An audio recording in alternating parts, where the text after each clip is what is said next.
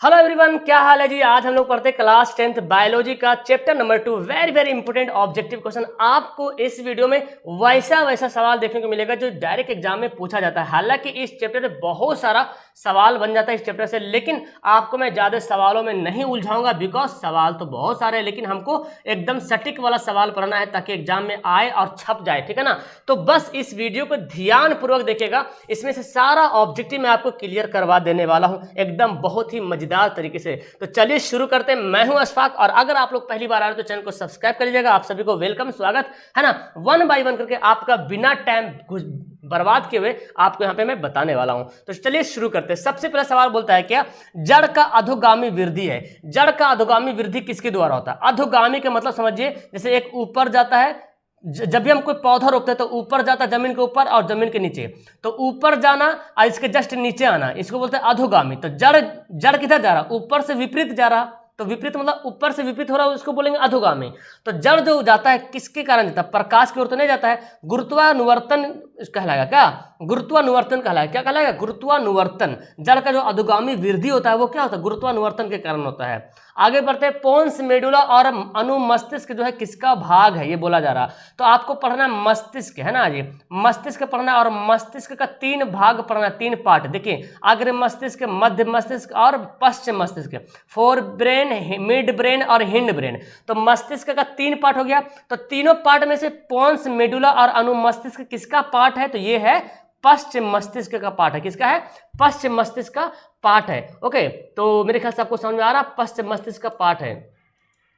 आगे देखिए सवाल क्या बोलता है, कौन अनैच्छिक क्रिया नहीं है? अनैच्छिक क्रिया कौन नहीं? अनैच्छिक क्रिया कहते हैं किसको? वैसी क्रिया जो इच्छा के बिना ना हो, मतलब बिना इच्छा के ही हो जाए, है ना। जैसे देखिए वोमिटिंग आना, अगर वोमिटिंग उल्टी आना होगा तो आएगा, आप उसको रोक नहीं सकते हैं उल्टी को, है ना, बहुत मुश्किल से नहीं रोक पाओगे। लार आना, जब लार गिरना होगा तो गिरेगा हर हाल में। हृदय का धड़कन, इसको तो खैर कोई रोक ही नहीं सकता, है ना जी। तो ये सब अनैच्छिक क्रिया होगा, मेरे ना चाहते हुए भी ये सब क्रियाएं होती है। लेकिन जो चबाना वाला काम है, जब हम मुंह में चना डालेंगे, चावल डालेंगे, रोटी खाएंगे तभी मुंह चबा पाएंगे, ऐसे मुंह तो बन नहीं रहेगा, है ना। तो ये हो गया ऐच्छिक क्रिया, है ना, यानी कि जब हम चाह रहे तब हो रहा। लेकिन अनैच्छिक क्रिया जैसे श्वसन, अनैच्छिक क्रिया हो रहा, है ना। पेट, बॉडी के अंदर एंजाइम से स्रावित होना, तो एंजाइम से तो हमारे चाहने से तो कुछ नहीं होगा, एंजाइम से तो निकलेगा ही निकलेगा, है ना जी। तो ऑप्शन हमारा बी हो जाएगा, अनैच्छिक क्रिया। आगे देखिए, अवटु ग्रंथि को थायरॉक्सिन हार्मोन बनाने के लिए क्या आवश्यक है? अवटु ग्रंथि को थायरॉक्सिन हार्मोन बनाना है, उसके लिए क्या चाहिए? सोडियम, क्लोरीन, फास्फोरस, उसके लिए चाहिए आयोडीन। क्या चाहिए? आयोडीन चाहिए। तो यहाँ पे ऑप्शन नहीं दिया हुआ, ये 2018 में सवाल पूछा गया था। ओके, तो आयोडीन जो देखो, आयोडीन थायरॉक्सिन हार्मोन बनाने के लिए आयोडीन अति आवश्यक है। आयोडीन नहीं रहेगा तो थायरॉक्सिन हार्मोन नहीं बन पाएगा, और आयोडीन की कमी से घेंगा रोग इसी वजह से भी हो जाता है, ठीक है ना। थायराइड एक बीमारी भी होता है ना, आयोडीन की कमी से भी वो बीमारी होता है। देखते हैं, थायराइड हो जाता है ना, पैर, हाथ पैर फूल जाता है। ओके, चलिए आगे बढ़ते हैं। मस्तिष्क का कौन सा भाग शरीर की स्थिति तथा संतुलन का अनुरक्षण करता है? मतलब मस्तिष्क का कौन सा पार्ट है जो शरीर का स्थिति, यानी कि शरीर को क्या बोलते हैं, स्थिति, पोजीशन में रखता है और बैलेंस में रखता है प्यारे।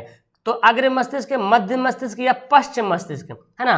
तो ये है पश्चिम मस्तिष्क का काम, पश्चिम मस्तिष्क। और पश्चिम मस्तिष्क में एक पार्ट आता है अनुमस्तिष्क। क्या आता है?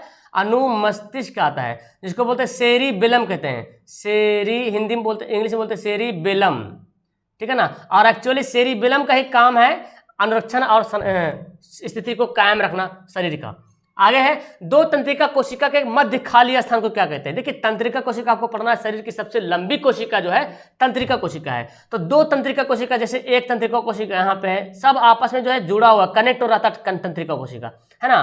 तो ये जो बीच में खाली खाली जगह है ना, इसको बोलते हैं सिनेप्स। क्या कहते हैं? सिनेप्स। तो 2 तंत्रिका कोशिका के मध्य खाली स्थान को क्या कहेंगे? सिनेप्स कहेंगे। ओके, कौन अंतःस्रावी और बाह्यस्रावी ग्रंथि जैसा कार्य करता है? आपको पता है ग्रंथियां कुछ ऐसी होती है, कुछ ग्रंथियां हमारे बॉडी में अंतःस्रावित काम करता है, यानी कि हार्मोन निकालता है, और कुछ ग्रंथियां बाह्यस्रावी काम करती है, जैसे कि कुछ एंजाइम से निकालता है ना। तो लेकिन हमारे बॉडी में बहुत सारे, मतलब जितनी सारी ग्रंथियां हैं ना, कुछ हार्मोन निकालता है, कुछ एंजाइम से निकालता है, लेकिन सिर्फ एक ही ग्रंथि है अग्नाशय, जो दोनों निकालती है। अग्नाशय एक ऐसा ग्रंथि है, पैंक्रियाज एक ऐसी ग्रंथि है जिससे हार्मोन भी निकलता है और एंजाइम से भी निकालता है, यानी कि अंतःस्रावी ग्रंथि वाला भी काम करता है और बाह्यस्रावी ग्रंथि दोनों निकालता है। कौन? अग्नाशय। चलिए आगे देखते हैं, कौन सा अंग संवेदग्राही नहीं, मतलब सेंसिटिव अंग नहीं है। संवेदग्राही आपके बॉडी में पढ़ना है कि 5 जो है सेंसिटिव ऑर्गन होता है ना। जैसे कान, हम कान से सुन लेते हैं, आंख से देख लेते हैं, नाक से सूंघ लेते हैं, दिमाग सेंसिटिव नहीं होगा। और क्या हो सकता है, त्वचा, चमड़ा, और क्या होगा, जबान, है ना, जुबान बोलो, जुबान।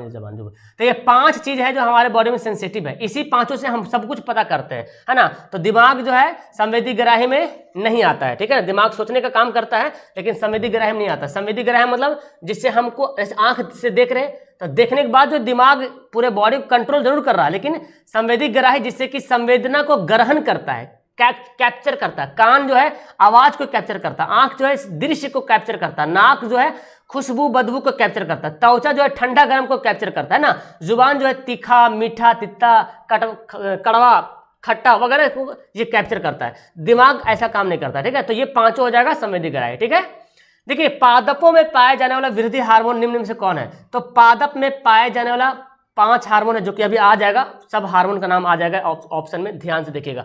तो पादप में देखो, पादप मतलब पौधा, तो जो पौधा में हार्मोन पाया जाता है उस हार्मोन को बताना कि उनमें से कौन हार्मोन एक वृद्धि हार्मोन, जो पौधों को वृद्धि करने में मदद करता है। तो जिब्रेलिन एक हार्मोन है जो पौधों में वृद्धि करता है, ठीक है, gibberellin. Actually adrenaline, insulin, thyroxine, ये तीनों तो पादप हार्मोन है ही नहीं, ये तो मानव में पाया जाता है ना। ये तीनों जो मानव में पाया जाता है, पादप में जिब्रेलिन है, ऑक्सिन है, साइटोकाइनिन है ना, और क्या बोलते हैं, एथिलीन है, एब्सिसिक है, आगे मिलेगा। देखिए, इनमें से कौन पादप हार्मोन है, ऐसे सवाल पूछा जाता है। अब देखिए भाई साहब, आपको पादप हार्मोन का अगर नाम पता है, देखिए इंसुलिन तो बॉडी में पाया जाता है ना, शरीर में पाया जाता है। थायरोक्सिन जो मानव के शरीर में, एस्ट्रोजन जो महिलाओं में पाया जाता है। तो भाई साहब ये तो मानव का हो गया, लेकिन साइटोकाइनिन जो है मानव में नहीं, ये तो बल्कि पादप में पाया जाता है। ये सवाल टफ हो जाता कब, जब चारों के चारों ऑप्शन पादप हार्मोन दे दिया होता, तब थोड़ा देर के लिए सोचना पड़ता है कि कौन सा हार्मोन है जो पादप हार्मोन है ना। या तो कुछ और बोलता, पादप हार्मोन को कुछ काम बताता तो हो जाता, लेकिन ऐसा यहाँ पे है नहीं, तो साइटोकाइनिन हमारा राइट आंसर होगा। मेरु रज्जु कहाँ से निकलता है, स्पाइनल कोड जो निकलता है प्राम मस्तिष्क से, अनुमस्तिष्क से, या पौन से, या मेडुला से, ठीक है ना। कहाँ से निकलता है, मेरु रज्जु कहाँ से निकलता है, तो देखिए यहाँ पे पूरा पार्ट का नाम दे दिया है, ठीक है। तो मेरु रज्जु निकलता है पौन से, मेडुला से, एकदम याद कीजिएगा, इंपॉर्टेंट सवाल। मैंने आपके लिए यहाँ पे इंपॉर्टेंट ही क्वेश्चन लाया है, बिकॉज एग्जाम में भी ऐसे ही सवाल पूछता है। न्यूरॉन में छोटे छोटे शाखित होते हैं, देखो न्यूरॉन का कुछ संरचना ऐसे होते हैं, है ना, आपको पढ़ना है न्यूरॉन का संरचना कुछ इस तरह से, ओके। तो जैसे ऐसे देखिए यहाँ पे निकला रहता है, यहाँ पे जो ऐसे ऐसे जो है ना, यहाँ पे निकला रहता है, इसको शाखित बोलते हैं ना। तो ये जो छोटे छोटे जो निकला हुआ है ना, ये जो है संवेदना को ग्रहण करता है, एक दूसरे से न्यूरॉन इसी से जुड़ा होता है, ठीक है ना। संवेदना को क्या करता है, ग्रहण करता है। तो इसको क्या बोलेंगे, डेंड्राइट बोलेंगे, इसका नाम क्या है, डेंड्राइट्स नाम है। आगे देखो वही सवाल दिया हुआ है, या संवेदी अंगों से संवेदना को ग्रहण करता है, संवेदी अंगों से। तो संवेदी अंगों से मतलब कौन कौन हो गया, नाक, कान, आंख, है ना, जबान हो गया, जिसको मुंह बोल सकते हैं ऐसे जबान, और त्वचा। तो कौन ग्रहण करता है, तो ये डेंड्राइट ही तो है, छोटा छोटा जो है एक दूसरे से कनेक्ट हो जाएगा ना, तो डेंड्राइट जो है ग्रहण करेगा, ओके। आगे तंत्रिका कोशिका क्या कहलाती है, बहुत ही इंपॉर्टेंट सवाल है। तंत्रिका कोशिका क्या कहलाती है, साइटोन, न्यूरॉन, एक्सॉन, डेंड्राइट। तो क्या बोलेंगे, न्यूरॉन। तंत्रिका कोशिका को न्यूरॉन भी कहते हैं, और न्यूरॉन का चित्र आता है 5 नंबर में, एकदम याद से उसको बनाने सीख लीजिए, ठीक है ना। किताब में दिया हुआ है, गाइड में दिया हुआ है, एकदम ध्यान से। न्यूरॉन, नेफ्रॉन बहुत इंपॉर्टेंट है, नेफ्रॉन और न्यूरॉन। आगे प्रतिवर्त क्रिया क्या है, प्रतिवर्ती क्रिया बोलते हैं, या प्रतिवर्त क्रिया क्या है, लार आना, रक्तचाप होना, हृदय। देखो प्रतिवर्ती क्रिया उसको बोलते हैं अनैच्छिक क्रिया, अनैच्छिक मतलब हमको नहीं चाहते भी क्रिया हो जाए। अब देखो लार तो आना ही होगा, ब्लड चाप, रक्तचाप तो होगा, ब्लड प्रेशर बॉडी में तो होना ही होना है, हृदय गति, तो ये सब के सब क्या है, प्रतिवर्ती क्रिया होगा, ठीक है ना, प्रतिवर्ती क्रिया। यह ऐच्छिक गतियों को नियंत्रण करता है। अब देखो ऐच्छिक गति को कौन कंट्रोल करेगा, ऐच्छिक गति का मतलब जो हम चाह रहे हैं ना उसको कंट्रोल करेगा। जैसे कि हमको पानी पीना है, तो कितना पानी पीना है ना, ये हमारे ऐच्छिक गति, बॉडी के अंदर जो गतियां होगा ना, इसको कंट्रोल कौन करेगा, सेरिबेलम या सेरिब्रम। तो कौन करेगा, सेरिबेलम करेगा। कौन करेगा, सेरिबेलम। इसको बोलते हैं अनुमस्तिष्क कहते हैं, क्या, अनुमस्तिष्क कहते हैं। ये जो है पश्च मस्तिष्क का भाग होता है। ऑप्शन नंबर ए हमारा राइट आंसर हो जाएगा, ठीक है ना। आगे यह अनैच्छिक क्रियाओं को नियंत्रण करता है। देखो अभी मैंने बता दिया अनैच्छिक क्रिया को कंट्रोल कौन करता है, अनैच्छिक क्रिया को का नियंत्रण कौन करता है, मेडुला ऑब्लिंगेटा, सेरिब्रम, सेरिबेलम या क्रेनियम। तो देखो सेरिबेलम जो था वो ऐच्छिक क्रिया को कंट्रोल करता है, कौन, सेरिबेलम जो है ऐच्छिक क्रिया को कंट्रोल करता है और मेडुला ऑब्लिंगेटा जो है अनैच्छिक क्रिया को कंट्रोल करता है। दोनों बात याद कर लीजिएगा। अनैच्छिक क्रिया समझ रहे हैं, जैसे सांस लेना है ना, चबाना, लार आना, हृदय की धड़कन का धड़कना, ये सब कंट्रोल कौन करता है, मेडुला ऑब्लिंगेटा। और सेरिबेलम जो है वो ऐच्छिक क्रिया को कंट्रोल करता है, हमको खाना है, कितना खाना भाई, कितना खाना, ये कौन कंट्रोल करेगा, सेरिबेलम कंट्रोल करेगा। लेकिन ये दोनों जो पार्ट है पश्चिम मस्तिष्क का ही पार्ट है जी, है ना जी। आगे शरीर का संतुलन बनाए रखता है, कौन, सेरिबेलम, सेरिब्रम, क्रेनियम। तो अभी आपने पढ़ा सेरिबेलम, है ना, सेरिबेलम जो है शरीर का संतुलन बनाए रखता है। आगे अंतःस्राविक ग्रंथियों से क्या स्रावित होता है, मैंने बता दिया अंतःस्राविक ग्रंथियों से क्या स्रावित होता है, हार्मोन। क्या निकलता है, अंतःस्राविक ग्रंथि से हार्मोन निकलता है और बाह्यस्राविक ग्रंथि से जो है एंजाइम्स निकलता है। क्या निकलता है, बाह्यस्राविक ग्रंथि से एंजाइम्स निकलता है, ठीक है ना, एंजाइम निकलता है, याद रखेंगे। तो अंतःस्रावी ग्रंथि से हार्मोन निकलेगा और बाह्यस्रावी ग्रंथि से एंजाइम्स निकलेगा। आगे वृद्धि हार्मोन से कम स्रावित होने से क्या होता है, अगर वृद्धि हार्मोन बॉडी में कम स्रावित होता है, किसी के बॉडी में वृद्धि हार्मोन निकल ही नहीं रहा, तो वृद्धि कैसे होगा, तो वो क्या हो जाएगा, बौना हो जाएगा। किसी बौने को देखो आपने, है ना, आपने देखा होगा बौना को, बौना आदमी को, बौना लड़का को देखा होगा आपने कि वो बौना है, मतलब अच्छा उम्र हो गया लेकिन बौना है, 5 फीट भी नहीं हो रहा, 4 फीट भी नहीं हो रहा।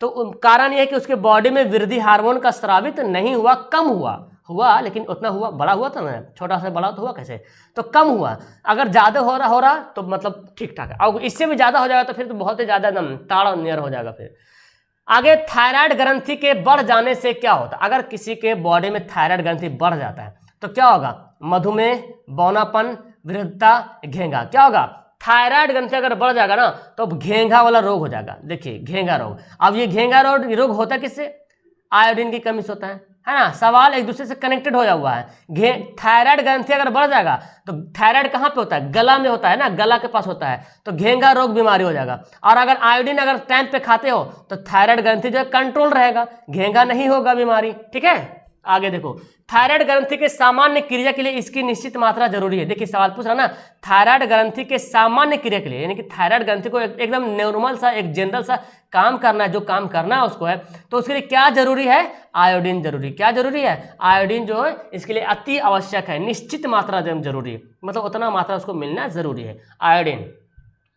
आगे अग्नाशय स्रावित करता है। अब देखिए अग्नाशय क्या स्रावित करता है, इस बातों को ध्यान से देखिए। अग्नाशय है ना, समझ रहे ना, पैंक्रियाज क्या स्रावित होता है, पैंक्रियाज से क्या निकलता है, इंसुलिन, एड्रेनिन, एस्ट्रोजन। तो पैंक्रियाज से इंसुलिन निकलता है, क्या निकलता है, इंसुलिन नाम का हार्मोन निकलता है। और आपको पता होना चाहिए, आगे बताते हैं इंसुलिन की कमी से होने वाला बीमारी, ठीक है। देखो यहाँ पे दिया हुआ है, यह रुधिर में शर्करा स्तर का नियंत्रित करता है, शर्करा स्तर को कंट्रोल करता है। शर्करा मतलब समझ रहे, ब्लड शुगर जिसको बोलते हैं, ब्लड शुगर हो गया, है ना, शुगर हो गया, शुगर बीमारी सुने होंगे, बूढ़ा लोग को ज्यादा होता है, बूढ़ा बूढ़ी लोग का, है ना। तो शर्करा ज्यादा चीनी वगैरह खाता है तो शुगर हो जाता है, तो इसको कंट्रोल कौन करता है, इंसुलिन नियंत्रित करता है। अगर आपके बॉडी में इंसुलिन जो एंजाइम्स है एकदम सही मात्रा में निकल रहा है तो शर्करा का स्तर जो है कंट्रोल रहेगा, है ना। अगर ज्यादा हो रहा या तो कम हो रहा तो दिक्कत हो जाएगा, ठीक है ना। आगे बढ़ते हैं, ग्वाइटर अथवा घेंघा होता है। देखिए ग्वाइटर रोग या घेंघा रोग कैसे होता है, चीनी की कमी से। भाई साहब चीनी की कमी से तो नहीं होता है, आयोडीन की कमी से। आयोडीन अगर कम खाते हो तो होगा। अब आयोडीन कहाँ मिलेगा, तो जो नमक खाते ना, नमक खाना है तो इसका मतलब नहीं कि नमक फाक फाक खा लेंगे, नहीं, नमक को जो जिस मात्रा में खाते ना, सब्जी में, चावल में, है ना, डाल के खाते ना, कुछ अलग से ले लिया, तो मतलब एक लिमिट में खाना है, ऐसे नहीं कि एकदम ढेर सारा खा लेना है, तो फिर बढ़ जाएगा तो भी दिक्कत होगा, ठीक है ना।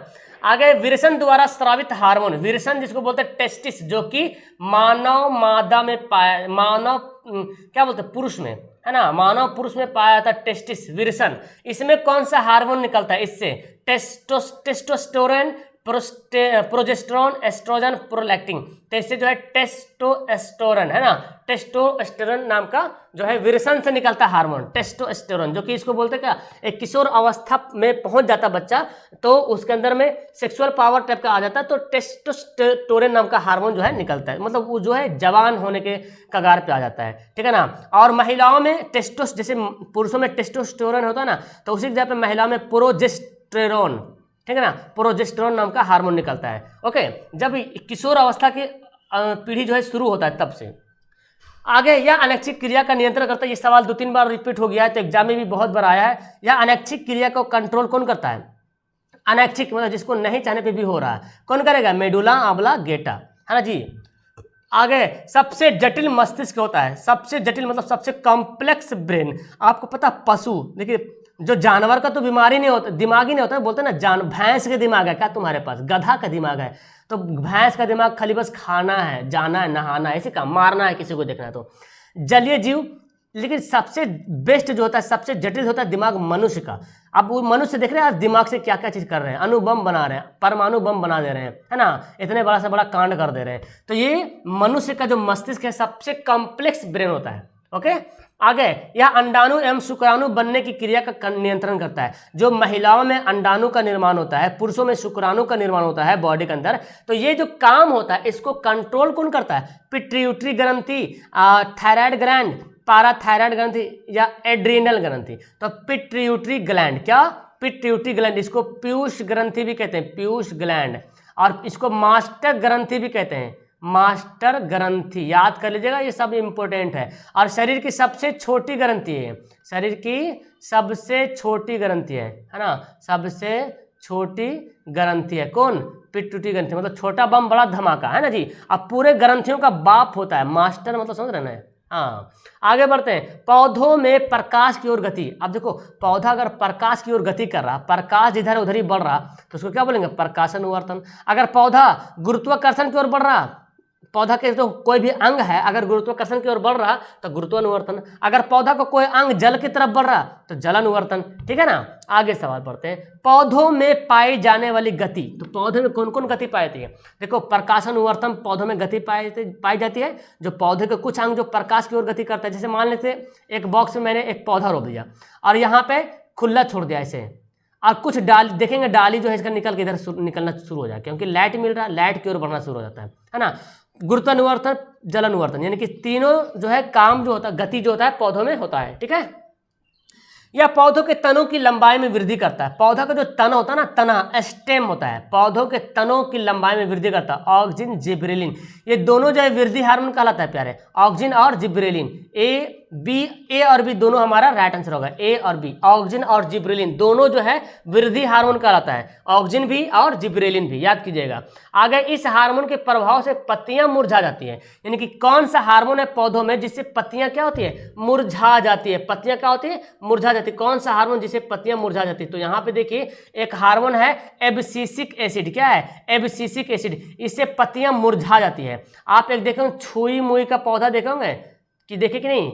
छुई मुई का पौधा, छुई मुई का पौधा को जैसे छूते हैं ना तो पत्तियां क्या हो जाएगी? मुरझा जाएगी। तो ये है एब्सिसिक एसिड की वजह से ऐसा होता है। ठीक है ना, एग्जाम्पल में बता रहा था। कौन सा हार्मोन हृदय की धड़कन को बढ़ा देता है? यानी कि हमारे हृदय की धड़कन, जैसे सुनते हैं ना, अरे बाप रे रात हो गया ना, रात में कहीं जा रहे हैं तो आपको लगता है कि पीछे से भी कोई आ रहा है ना, अब फटाफट हृदय का धड़कन जो 72 बार है वो 80, 85, 90 हो जाता है। तो आखिर हृदय की धड़कन बढ़ा जाता है, बढ़ जाता है कब? या तो कभी आप रनिंग कीजिए, दौड़िए, देखिए हृदय का धड़कन बढ़ जाएगा। तो ये जो है एड्रेनलिन हार्मोन है, इसकी वजह से जो है हृदय की धड़कन क्या होती है? बढ़ जाती है। या कुछ खतरनाक कोई चीज़ सुन लेते हैं, कुछ डरावना चीज़ सुन लेते हैं, कुछ देख लेते हैं, जिससे हृदय की धड़कन बढ़ जाती है। किसके कारण? एड्रेनलिन के कारण। ठीक है ना, आगे पादप हार्मोन का उदाहरण देखिए। पेप्सिन तो पादप हार्मोन होता नहीं, ये तो बॉडी में पाया जाता है जी। एड्रेनलिन तो होता नहीं है। ऑक्सिन देखो, तो ऑक्सिन क्या है? पादप हार्मोन। क्या है? ऑक्सिन कौन सा हार्मोन है? पादप हार्मोन है। आगे बढ़ते हैं। यह हार्मोन पौधों में कोशिका विभाजन को रोकता है, यानी कि कोशिका विभाजन होने नहीं देता है। तो भाई साहब यही है हार्मोन, एब्सिसिक एसिड है, जो कोशिका विभाजन होने नहीं देता। कोशिका को दीर्घन में और कोशिका विभाजन में, कोशिका दीर्घन में, कोशिका दीर्घन में और कोशिका विभाजन में, दीर्घन मतलब वही हुआ वृद्धि, दीर्घन मतलब बढ़ने में रोकता है और कोशिका विभाजन भी होने नहीं देता है। कौन? Abscisic acid.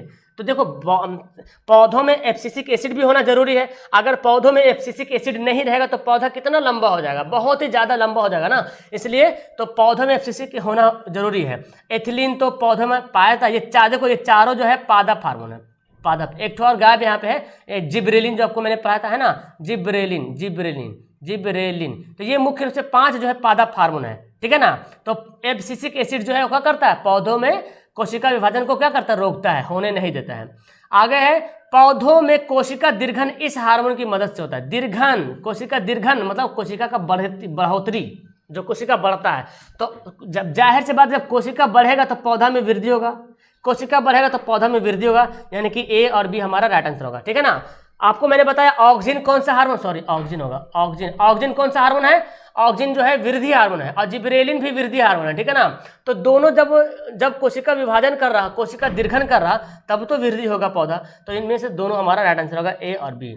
आगे है, यह हार्मोन गैस के रूप में पाया जाता है। कौन सा हार्मोन है जो गैस के रूप में पाया जाता है, और उसी की वजह से कोई पौधा में जो फल पकता है ना, उसी की वजह से, तो इसको बोलते हैं एथिलीन। कौन हार्मोन है, एथिलीन हार्मोन है, जो गैसीय रूप में पाया जाता है। कौन से रूप में, गैसीय रूप में पाया जाता है। फल पकता है इसी की वजह से, पौधा में जो फल पकता है इसी हार्मोन की वजह से फल पकता है। ठीक है ना, एथिलीन। आगे बढ़ते हैं जी। भागते या दौड़ते समय कौन सा हार्मोन सक्रिय होता है। देखिए, जब आप भागिएगा, जब दौड़िएगा, तो हृदय की धड़कन क्या हो जाएगी, हृदय की धड़कन, बोलो, हृदय की धड़कन 72 की दर पे बढ़ जाएगा ना, हृदय की धड़कन जो है बढ़ जाएगी। अब जब हृदय की धड़कन बढ़ जाएगी तो इसको कंट्रोल कौन करेगा, एड्रेनलिन। तो एड्रेनलिन हार्मोन जो है सक्रिय हो जाता है, यानी कि एक्टिव हो जाता है, एड्रेनलिन हार्मोन एक्टिव हो जाएगा। अब इसकी वजह से जब आप दौड़िएगा तो क्या होगा, हृदय की धड़कन भी बढ़ जाएगी। आगे है, यह ग्रंथि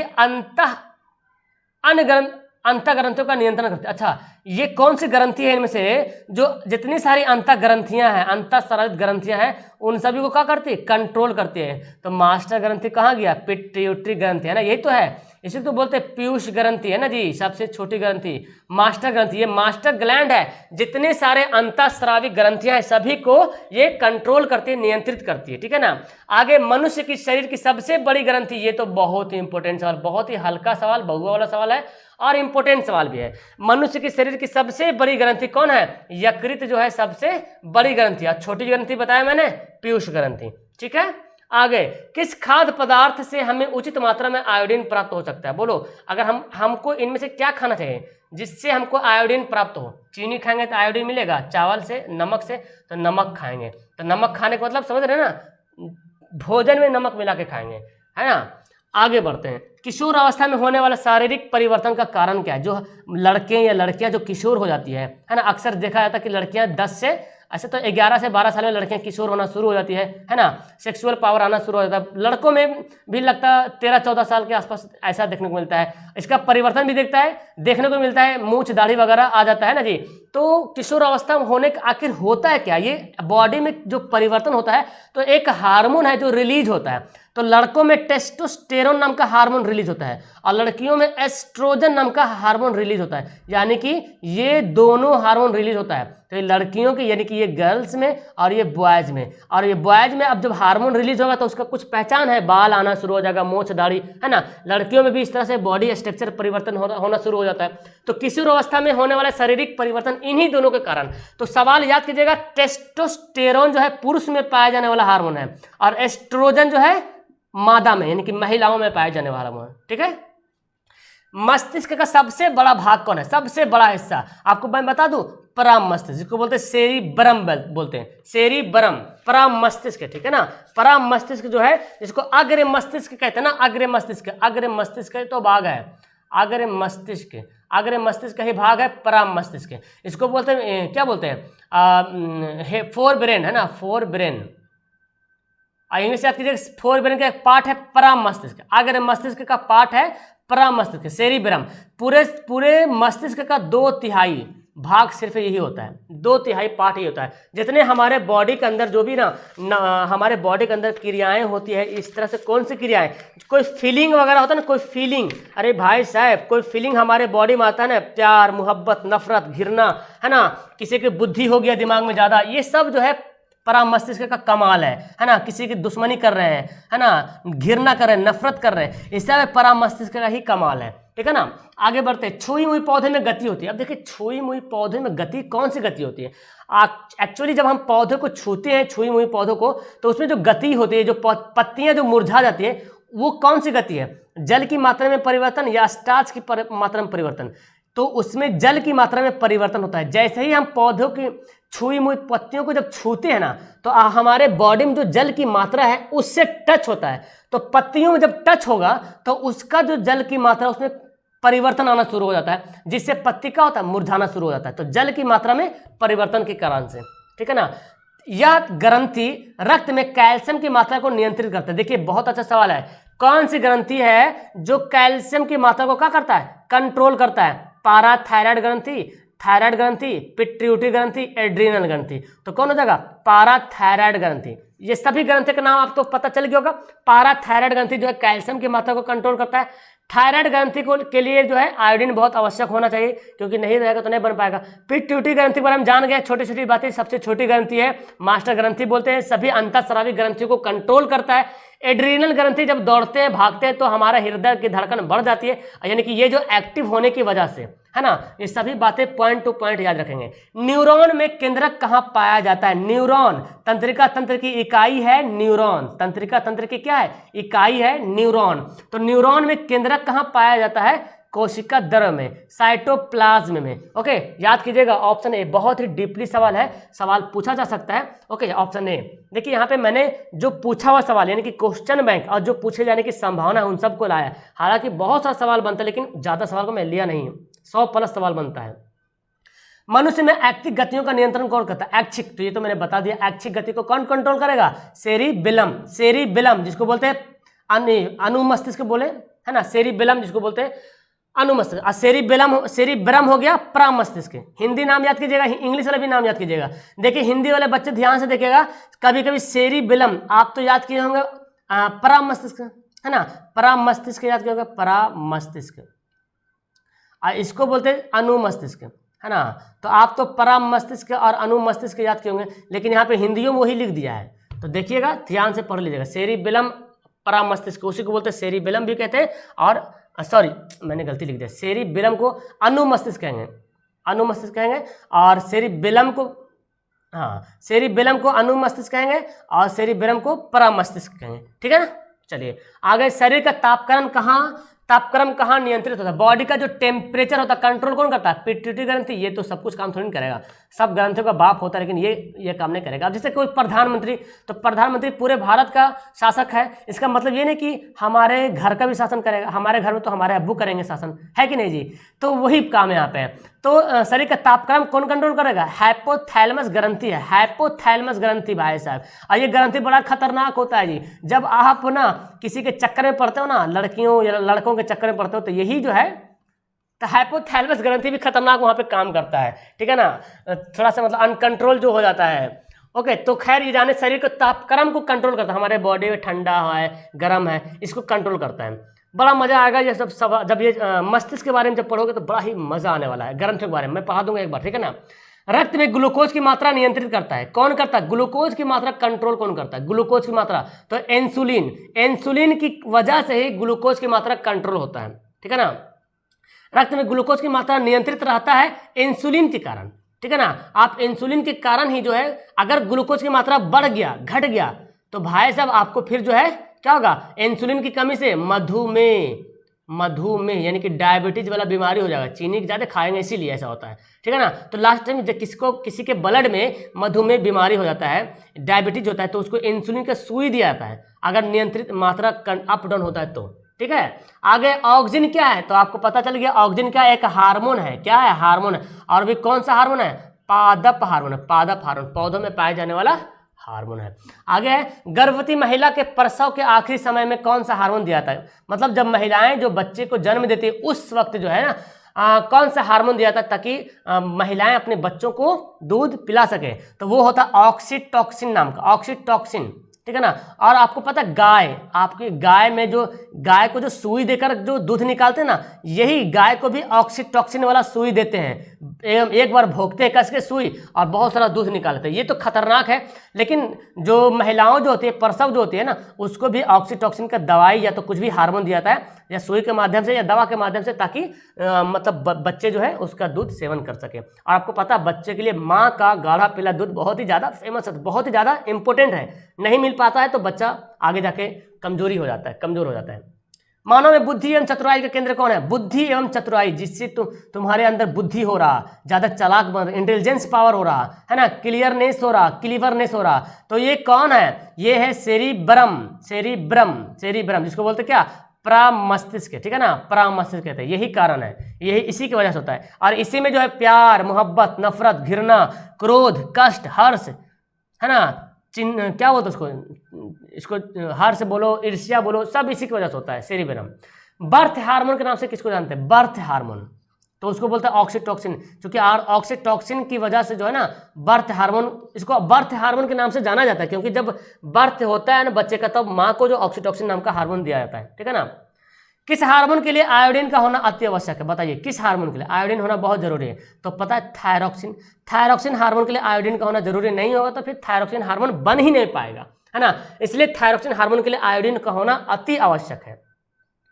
हमारे शरीर में विभिन्न जैविक क्रियाओं का कार्यों का नियंत्रण कौन करता है? हमारे शरीर में जितने प्रकार का जैविक काम होता है उसको कंट्रोल कौन करता है? तंत्रिका या रसायनों द्वारा?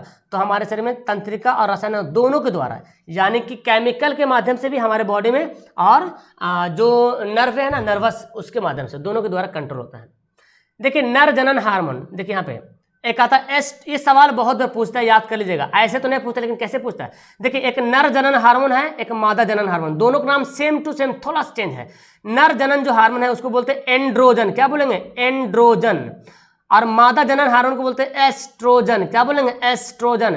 तो सवाल पूछता है एंड्रोजन कौन सा हार्मोन है, नर जनन या मादा जनन? तो एंड्रोजन बोलेगा तो नर जनन, और एस्ट्रोजन, है ना, एस्ट्रोजन बोलेगा तो मादा जनन, ठीक है ना। ये दोनों बहुत बार सवाल पूछता है कि एंड्रोजन कौन सा हार्मोन है, एस्ट्रोजन कौन सा हार्मोन है, ये इनमें से कौन सा हार्मोन महिलाओं में पाया जाता है? तो याद कर लीजिएगा। ओके, आगे मस्तिष्क उत्तरदायी, हालांकि हम लोग एंड्रोजन एस्ट्रोजन जो है जनन वाला चैप्टर में पढ़ेंगे अच्छे तरीके से।